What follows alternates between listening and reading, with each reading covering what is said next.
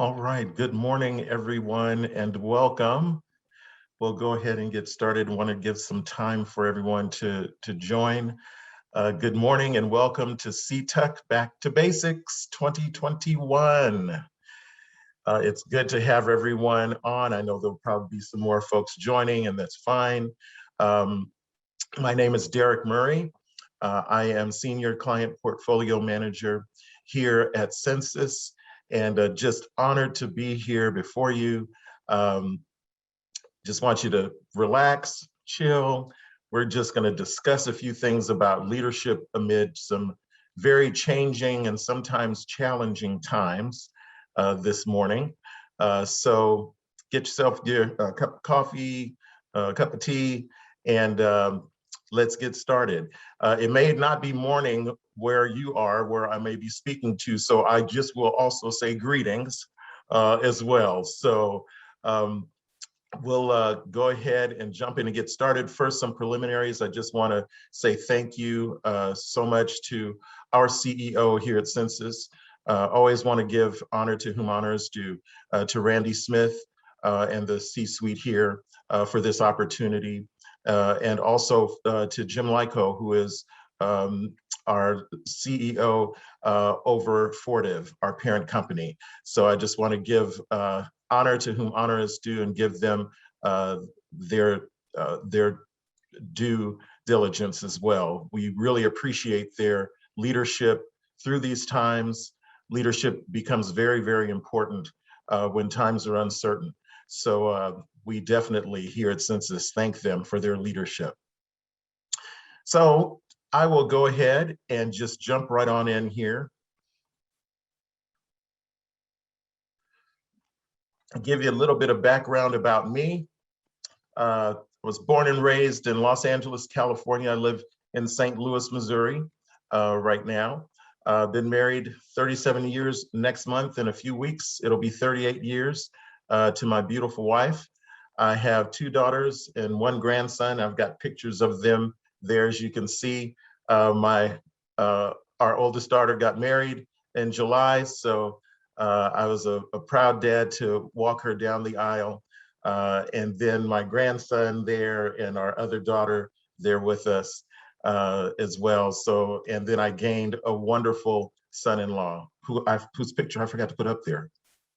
But anyways, I spent 25 years before coming into the world of sterile processing and joining Censis. I spent 25 years in the education field as an educator, a special education, and a trainer.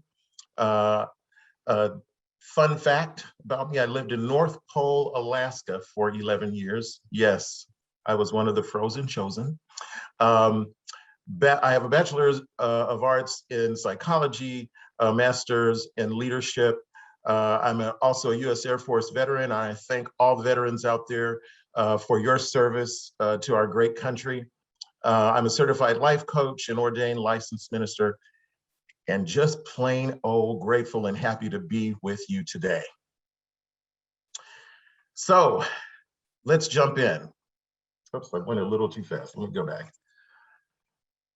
So this has become our new normal.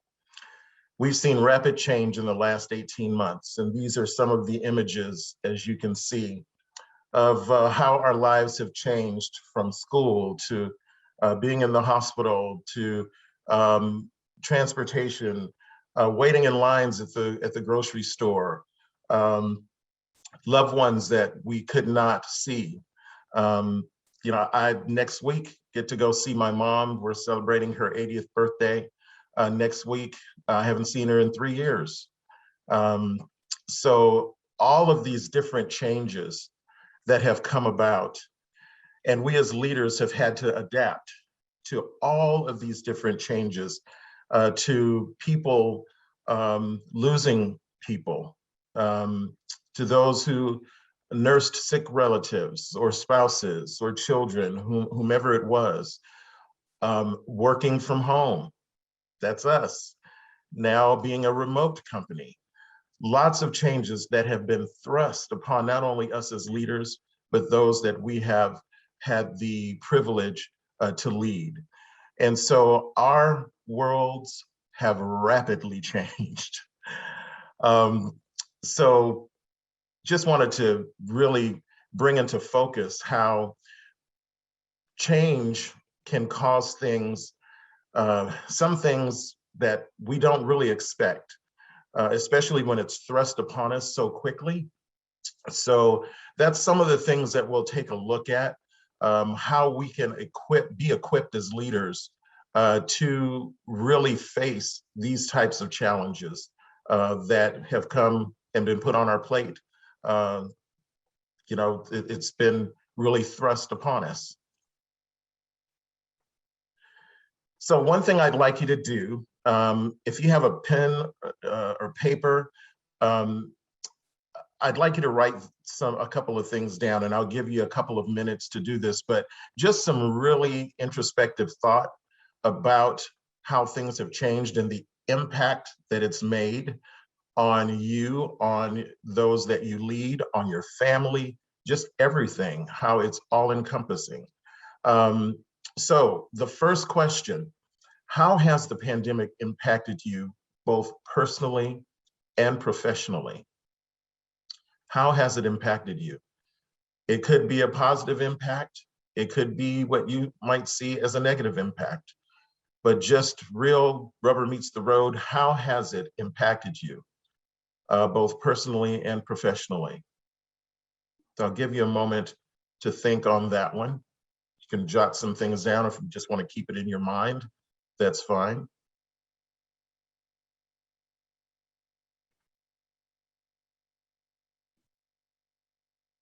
I know it's impacted me both personally and professionally.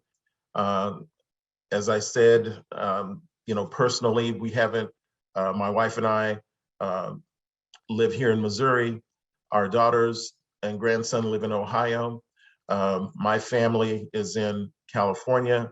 My wife's family is in Louisiana. We have no family here immediately in the immediate area. So there was a long drought of not seeing family face to face. We had kind of a drought of also of seeing our colleagues face to face professionally. And then we ended up at the beginning of this year going totally remote as well. So all of those things changed very quickly within a short amount of time.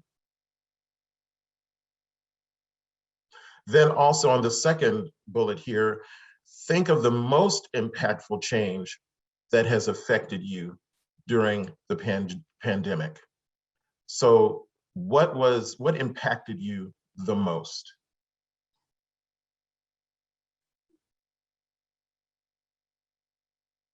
For me, it's not being around my colleagues. I think that's impacted me the most. I'm a people person.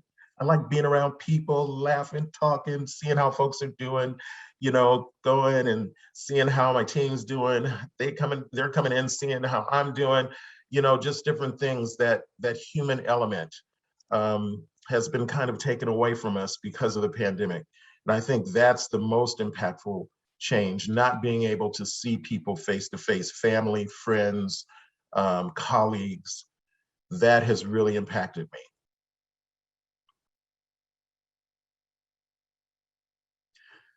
And then the last bullet, what changes did you have to make? How did you adapt? What did you do? For some of us, it's being on FaceTime a whole lot more, FaceTiming my family weekly, seeing how they're doing, being able to see them. I can't hug them, touch them. I'm a big hugger, can't do that, but at least I can see them and see how they're doing. So thank God this has happened in the time that we have technology that we can actually see people and talk to them. So that's a real big plus in this generation that we've been able to do that with this type of pandemic that has not only affected just us here in the United States, but the entire world. That's one thing that sometimes my brain can't comprehend, that it's impacted the entire earth.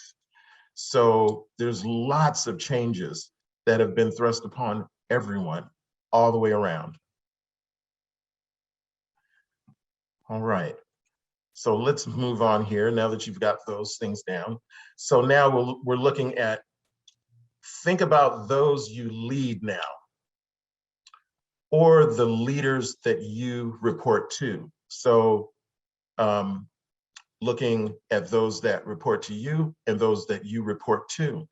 How has the pandemic impacted them, both personally and professionally? Something to think about.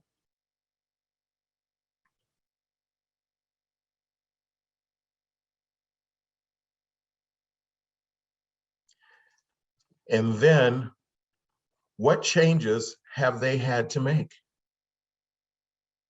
Have you ever thought about possibly the changes that those that you report to, or those that report to you that you lead, those changes that they've had to make in their lives and how it's impacted them?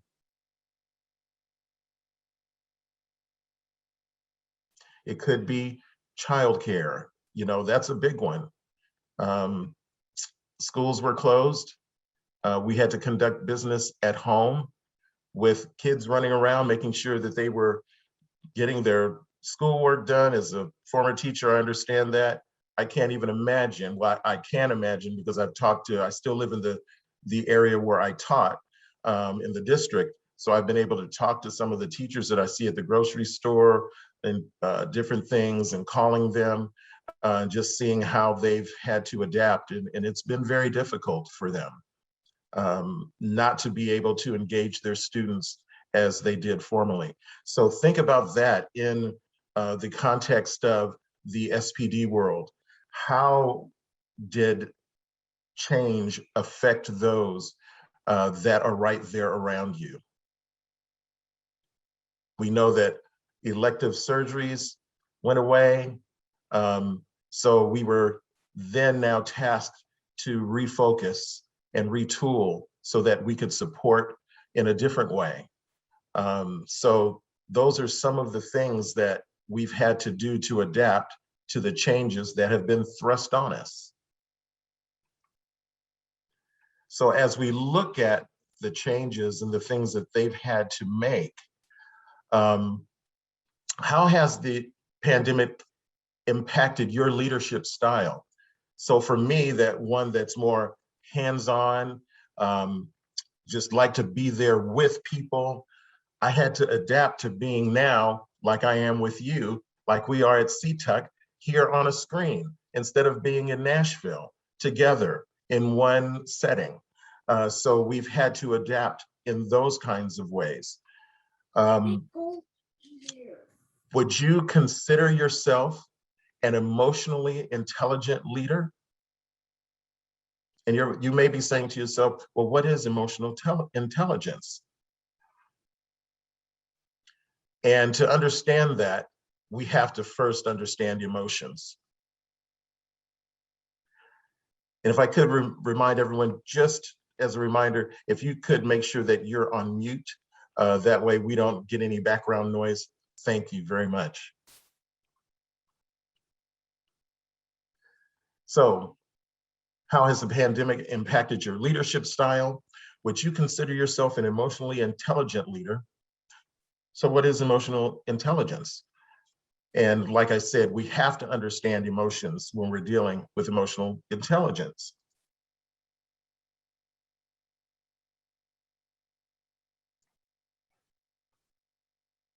So sometimes in understanding emotions as leaders, these are some of the archaic kind of leadership styles that have said, why do I have to deal with somebody's emotions?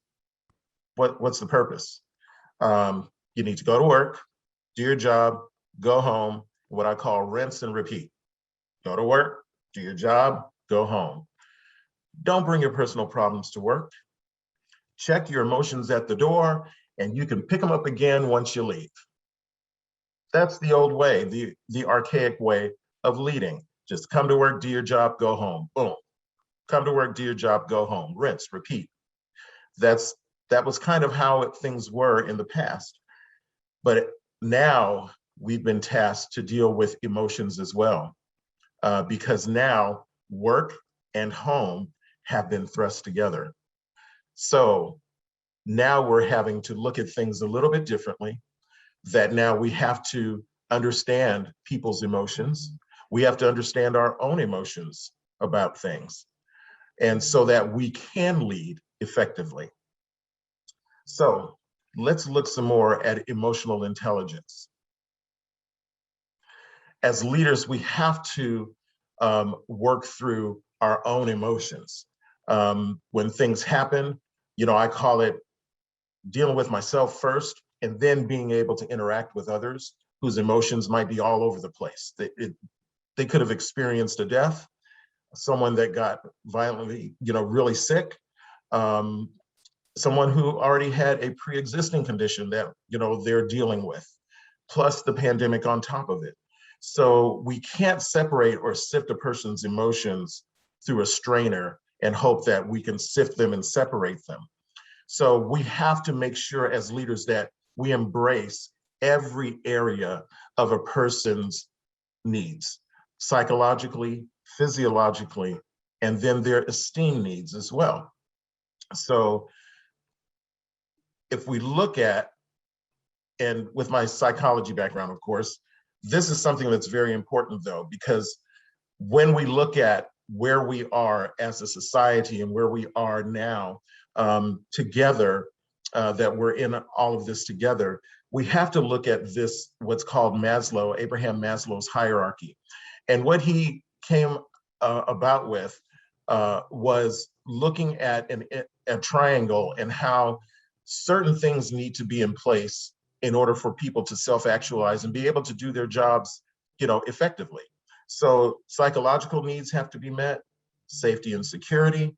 These things have really now come into play when it comes to where we are in the midst of change, and in the midst of rapid change in the pandemic that's going on around us.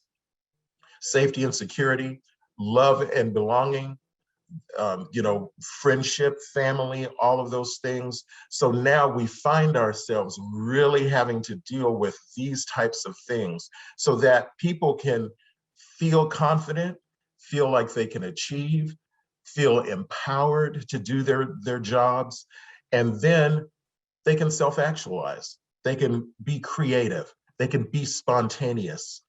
All of these things, though, have to be recognized when now that we're dealing with people and their lives and what is going on right now in our society. So understanding emotions, emotions and conflict, they can't be separated. And we'll look at some things about conflict as well, because that's a real thing. Just because you may have been dealing with someone that may not be so hunky-dory and chipper before the pandemic. Now, in the middle of the pandemic, it's like those things don't change. There's still people that are still dealing with and have the same attitudes that they had before that you're dealing with now. And so you can't separate those things because the emotions are what drive their behavior. So you have to understand, first of all, what your emotions are, and then discerning the emotions of others that you lead, so that you can help them through whatever issue it is that you were dealing with before. So true conflict management is when we choose our behavior during a conflict, then we're responding instead of reacting, because we don't want to react to people when we're in the midst of conflict or change. We want to respond to them. Responding is really important. That means that then you're dealing with your own emotions first, so that then you can interact with someone else and kind of role model how they need to act. That's kind of what we do. We're a role model for them.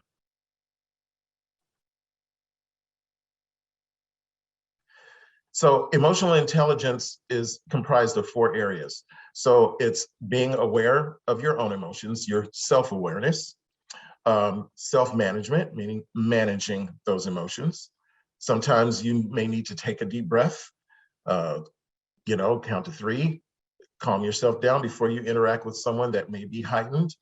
Your social awareness, being socially aware of where you are, things around you, how everyone else may be reacting to that particular person. And then relationship management, managing those relationships, putting things in place so that the relationships stay intact.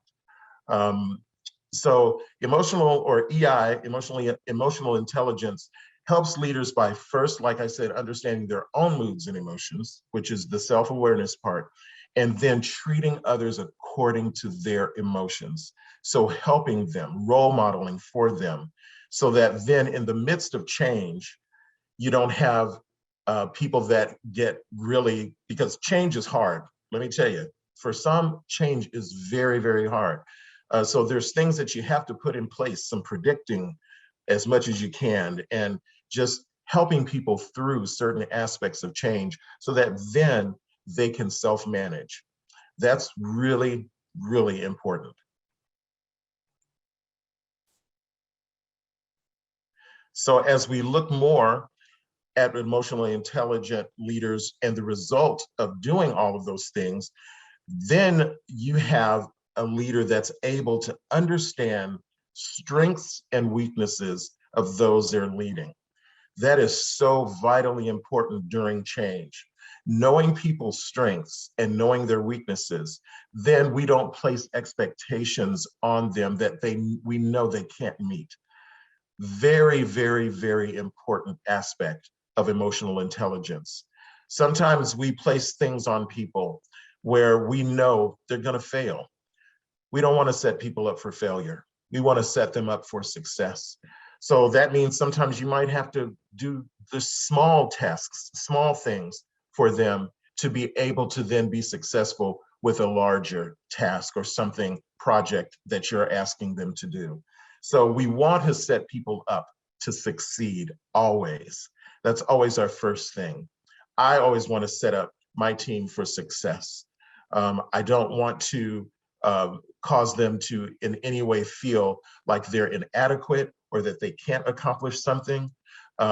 So it's important that we communicate often, that we're telling them how much we appreciate them. And if they're having a difficult time, that then we're able to help them by giving them tools and things in their tool belt that they can use in order to self-actualize, to succeed and be successful.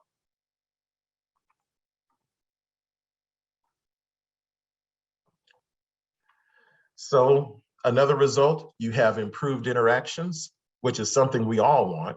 We want to improve the interactions through change, through difficult times with people.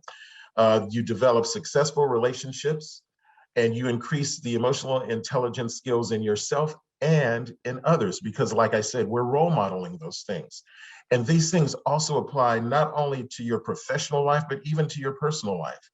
You know, there's things that we go through with your significant other, different things like that, with your children, their fears, their anxieties, all of those things that as emotionally intelligent leaders, if we put these things into practice, we'll be successful both professionally and personally. That's our goal, so that then we have a balanced person, we have a balanced life. That's what we're looking for.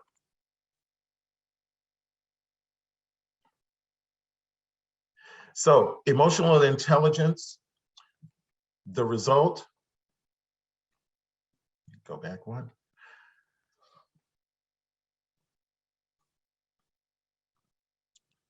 So the summary of emotional intelligence here is understanding your own emotions, of course, as I said, to be more empathetic with others. We want empathetic interactions, meaning, hey, let me put myself in this person's shoes that I see is really, they don't seem to be doing very well. What's going on?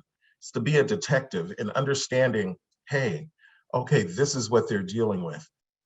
Now I understand. I can interact with them more empathetically than I was before, because I understand a little bit more of what they're going through.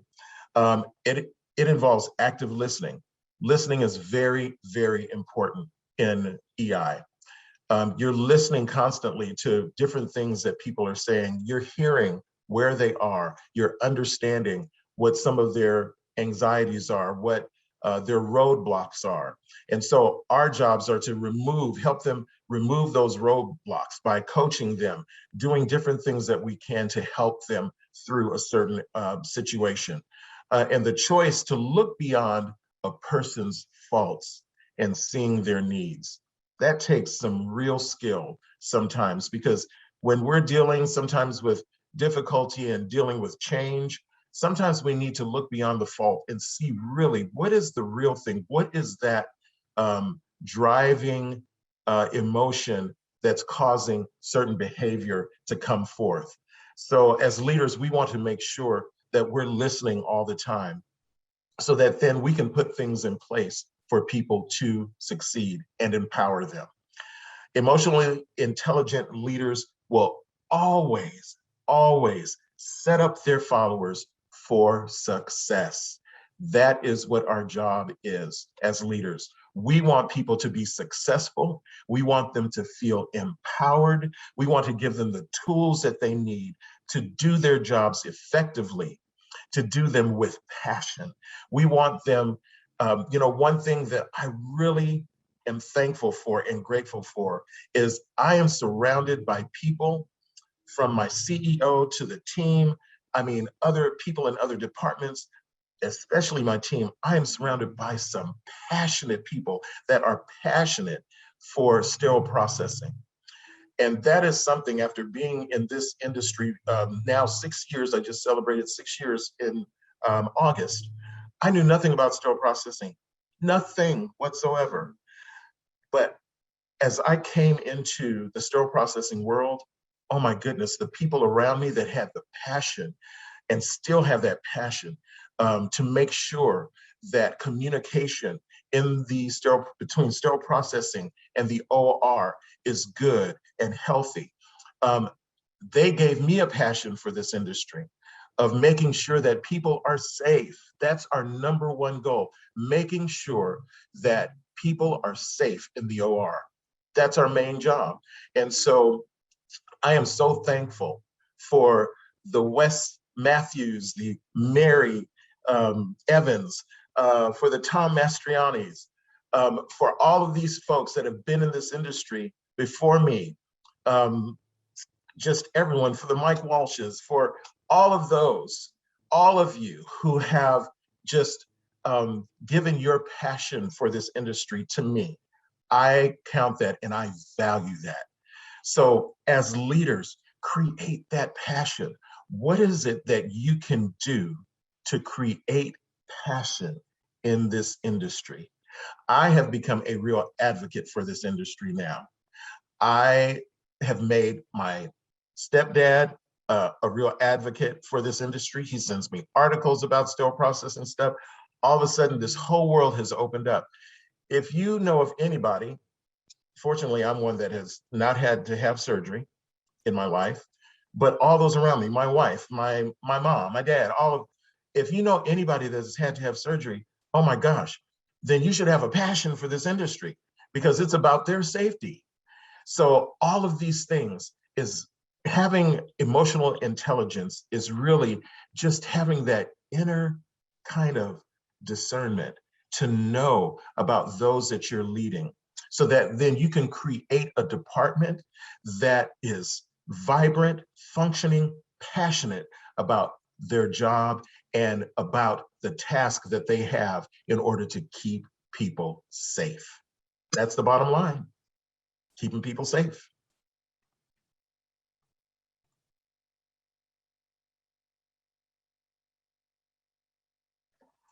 So leadership amid change. Let's talk about change a little bit because we've talked about it kind of as a thread going through. As we've had change thrust upon us so rapidly, it can end up being a big source of conflict. So change can cause people to sometimes react totally differently to what they normally act like.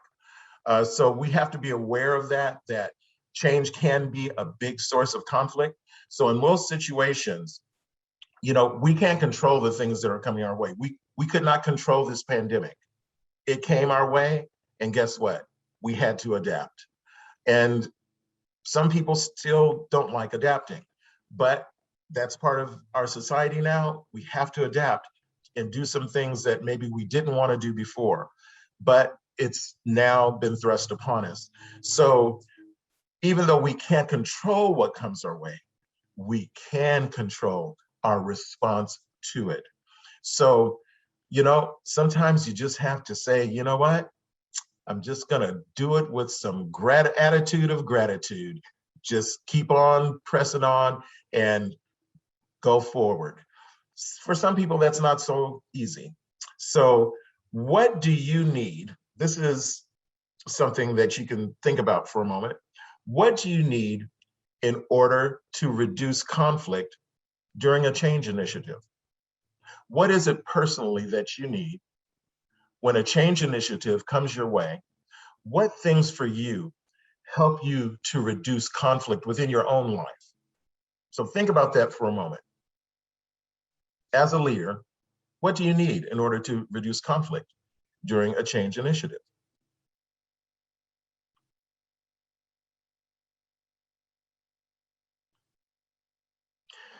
So now think about this question in the light of those that you're leading. What is it that they need?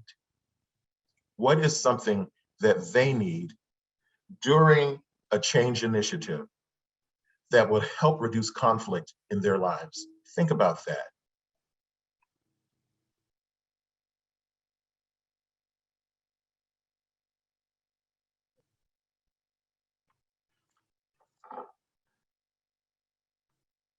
What we're aiming for is really having, looking at resistance to change, because if we don't put things in place and help people understand that, you know what, constant change is here to stay, and it is, then we're going to encounter resistance to those changes. So there's certain things that we can help put in place. Change, to be effective and successful at all levels, it has to happen with those who will be most affected by the change. So we have to make sure that we're communicating often about the change, maybe proactively, so that we're not reactive, and then you get all kinds of resistance to it. Is change happening just to the followers, or is it happening through them? They can be part of the change. When people feel like change is just happening to them, then you're going to get resistance. But if they feel like they're a part of what is changing and that they have valuable input, then the resistance will then be lessened. So how does this change affect me or my position? That's what people ask themselves. Well, how is this change going to affect me? How is it going to affect my position? Is this something that's going to cause my position to go away? So then you start getting all of this anxiety and all of these things that then people start resisting the change because they don't know, their future is uncertain, or they feel like something is going to change so drastically that they won't be able to handle the change. So all of these things come into play. So people need to see the reason behind the change. You know, when I was growing up, my dad would say, son, go do this. And what is the first question that kids ask? Why? Well, sometimes we as adults ask the same thing. Okay, I need you to do this. Well, why? And why is not a bad question, because people are looking for substance to the reason why things are changing. And so we have to be prepared to give solutions and answers to their whys so that then they feel like change is being done through them and not just forced to them. So another question they said that they ask is, okay, what do I have to give up? And if we let them know that maybe you may have to give something up, but what is going to be gained down the road, then maybe then you can help coach them through a little bit more of the change that's coming, and they won't be so resistant to it. So when employees at every level every level, are engaged in the change process and feel as though their perspective is being listened to and considered. Very, very important. So in any change, when people are engaged at every level, so it's not just about the C-suite, not just about middle management, but it's every level. From leadership, can happen at every level of a company, not just from the top or not just from those that are termed as leaders, but there are certain people that lead certain aspects that we have them lead throughout different projects or whatever it is. So everyone at some point is a leader. And we have to begin to see things like that and begin to develop people so that we understand that people can lead at every level, bottom up and top down leadership. And we all meet together. So we have to understand that this statement is like one of the most powerful ones that I've tried to incorporate. And that is, at every level, people need to be engaged in the change process and feel as though their perspective is not just being tolerated, but really listened to and being considered, that they have a stake in the game. They actually have a stake in it. When that happens, barriers to change process and conflict can be drastically reduced because people feel empowered. They feel that you trust them, you trust their viewpoints. Sometimes people just need validation, just validated that you hear them, that you understand them. And that's empathy, being in their shoes. One of the things that I used to teach teachers was, some kids might come with a crazy idea, but, we need to validate them.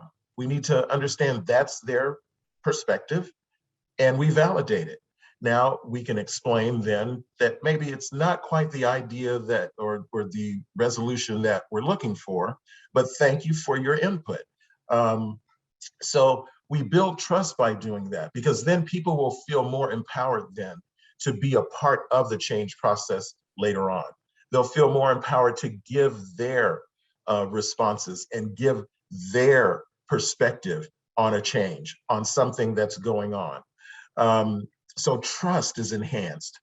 And this, of course, is empowerment in its purest form. When people feel listened to, when they feel considered, guess what?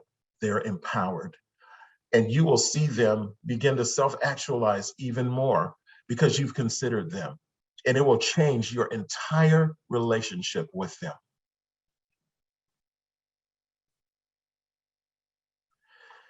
Conflict, of course, it's inevitable. So we know that we're going to be in conflict. I mean, conflict is just something, it's going to happen. So we have to make sure that our goal is to face conflict in a way that's constructive and not destructive. We want to build people up in the midst of change, not tear them down. We want to make sure that we maintain their human dignity and their respect. We want to build open, honest communication. That can sometimes be hard, but it's important because we want people to be honest with us.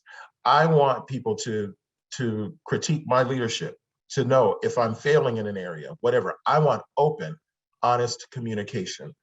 And I want proactive versus reactive interactions. I want to be proactive, to put things in place beforehand so that then we don't end up just reacting to something along the way. Proactivity is so important when we're building trust and building leadership and we're going through change. Very, very important. As much as we can be proactive, we need to be. We need to give open, honest feedback, and we need to receive open, honest feedback, because then that builds trust and it builds acceptance. So conflict amid change, dealing with people, and this is what we've kind of been talking about, that's kind of a theme during change, dealing with people we deem as kind of difficult. You know who they are, but it's really subjective. It's subject to our own conflict experience. So you have to look at conflict in a different way. When people say the word conflict, when I say that word, it brings about all kinds of things in people's minds. Usually negative words, because they look at conflict as being negative, when actually it doesn't have to be. It can be something that's positive, and that can be a source of moving the relationship that you have with those you're leading from one level to the next. So it's all in how we look at conflict, and our own conflict experience actually colors conflict for us. So think about a conflict experience that you've had. So what was the outcome? Was it positive to you? Was it negative? And did the outcome influence your view of conflict? Think about that for a moment. I know that in past times, conflict has been difficult. We kind of locked horns and just kind of figured, that's where we were, and moved apart. But it doesn't have to be that. It can be a platform to build upon.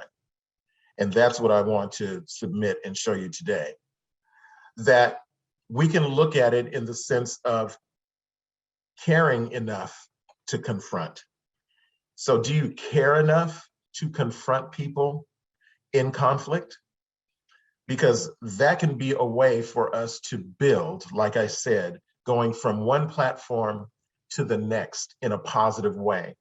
So I care enough that I'm going to say, because I want to salvage the relationship.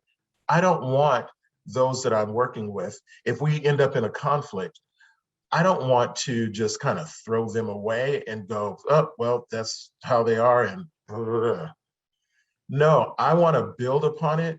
And I want to care enough to confront and say, hey, I know we've reached a place where, we're not agreeing, but I want to make sure that this relationship continues to grow and develop. So let's talk about this more. And it builds more of an understanding and an empathy, because then when you're willing to go and move to another level, then you're able to then say, hey, I really value this person and their perspective, their input. And so we care enough as leaders to confront certain issues. So where do you fall in this conflict cycle? Are you the type of person that conflict is something that needs to be controlled?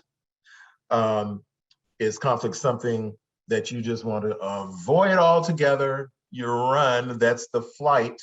The other is the fight or freeze. You're just like, not gonna even go there. I'm just gonna control it by not answering or just going like I didn't hear it. Do you run from it? Or can conflict lead to valuable collaboration, coming together, healthy workplace relationships, and effective organizational change? Something to think about. So like I said, caring enough to confront in conflict is so important, because it can lead to collaboration and healthy workplace relationships and positive organizational and effective organizational change. That's what we're aiming for. So conflict becomes the opportunity to become co-creators together, working together, co-creators of a joint solution. So whatever it is that brought you to that place, you can now look at it as an opportunity. Conflict is an opportunity to grow, for me to grow, for the person that I'm in conflict with to grow. So now we can begin to look at conflict in the midst of change, all this change that's going on around us. And I'm sure some of you have encountered conflict with others. Now you can look at it as an opportunity to grow. So it's incumbent upon us as leaders to make sure that, number one, we grow. Also, the folks that we lead grow as well. We've been given such a great opportunity in stewardship and to serve others. That's how I look at leading, of serving my team, giving them what they need, the tools they need in order for them to be able to do their jobs effectively. That is my first and foremost job before any other leadership takes place, making sure they feel empowered, they have the tools necessary, they have everything they need in order to self-actualize. And that then goes into authentic leadership, and that is leading from the heart, being authentic. You have to be a big-hearted leader. You have to be open, genuine, as we were talking about before, creating passion. I appreciate our CEO, Randy. He creates passion for us to go forth and to lead and to serve you, our customers. That is what we've received, and that is what we give. And so that's a big-hearted leader, to be open, to be genuine, to be creative, and create passion in those that you are leading. So vitally important. And the result, of course, again, trust is a big thing. We want people to trust us so that, our word is our bond. I heard that growing up all the time. But when we have integrity in the things that we say, then people will they will begin to trust you. They'll trust your leadership, especially in, really uncertain times. It builds morale, and it increases productivity. That's kind of what you want. So, hey, let's put these things in place so that productivity can increase, and then resistance decreases. Which leads us to the action equation. Do, know, and feel. Do plus know equals feel. When leaders communicate what to do, they deliver information in a memorable way. That's encircled with passion for the job. People will remember those things. They remember the passion behind it. And then they feel the catalyst that motivates people into action. And it creates emotional connections between employees and their work. So what motivates you in your current position? What motivates you? What motivates you as a leader? And if you don't feel motivated, then you need to find out why. And what is it that will get you motivated to lead and to be an empowering leader? Remember, and this is a true statement, meaningful work. Now, we all like to get paid. Don't get me wrong. We like the result of our work, a paycheck, but meaningful work has a greater staying power than a paycheck. If we create passion and we create empowerment for those that we are leading, then a paycheck is secondary because they love what they do. They're on fire about what they do. They feel passion for the sterile processing department. They feel passion for the OR because they know that their job is so important. And we've communicated how important they are to the overall bottom line. So that's what we have to do. We have to create those connections so that then people feel the passion that we want them to feel about what they do and how important they are to the task being accomplished. Team, together, each accomplishes more. That's the acronym. Together, each accomplishes more. We have to be together We want to create that passion together. In the midst of change, we have the opportunity to create passionate, wonderful, awesome people that will one day soon be in our place as we move on to different things. We want to create those types of leaders. So that's our job, to create those that are passionate for the industry, passionate to lead, passionate to get things done.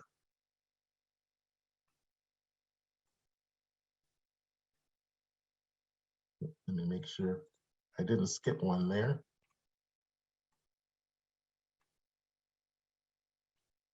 There we go. So, leadership amid change. This is one of my favorite statements of all. I've come to the frightening conclusion that I'm the decisive element in my department, in my family, in whatever situation you are in. It is my personal approach that creates the climate. You know, coming in every day, every morning, I tell my team good morning. I send them a morning message, good morning and happy Friday.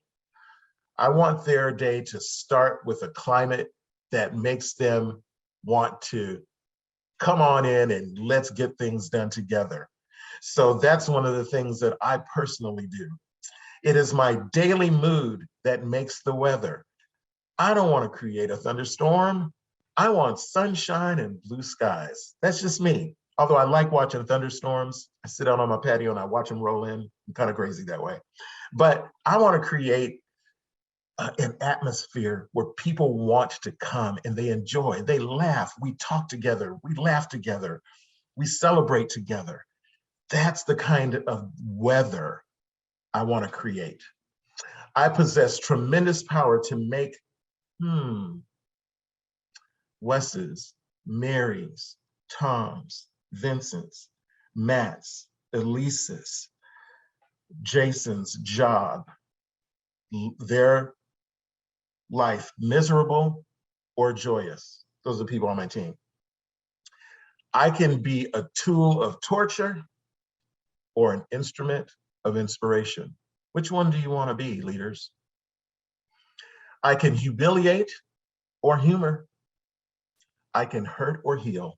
In all situations, it is my response, not theirs, my response that decides whether a crisis is escalated or de-escalated. Whether a situation or a person is humanized or dehumanized. I don't in any way want to dehumanize someone or escalate a situation. I want to be the agent that comes in and de-escalates and brings things to a point so that people feel empowered and humanized as a leader. In the midst of everything that's going on around us, that's the weather I want to create.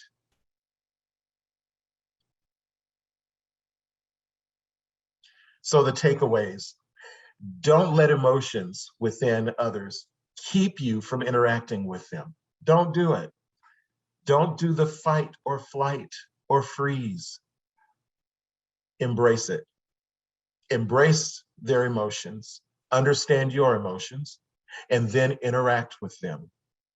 After you've, what I call, calm yourself down on the inside, then you're able to interact, because then you're role modeling how you want them to interact in the midst of change, in the midst of a crisis, whatever it is. Use carefronting instead of confronting to maintain integrity and dignity and respect, and to keep relationships intact.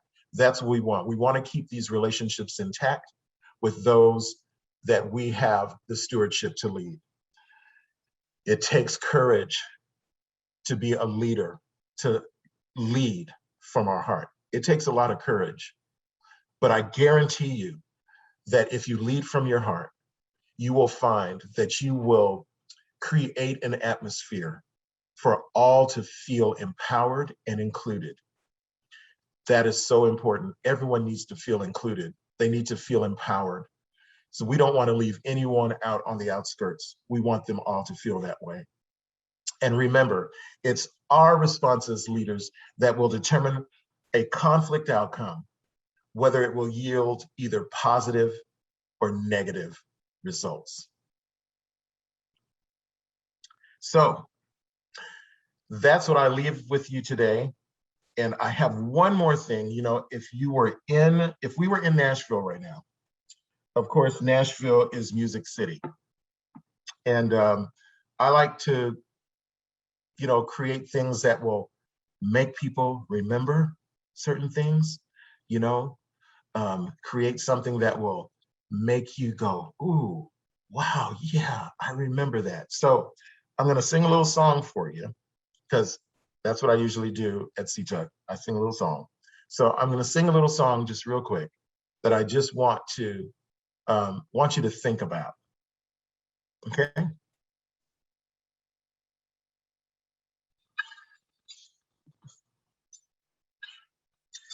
Take a good look around, and if you're feeling down, put a little love in your heart.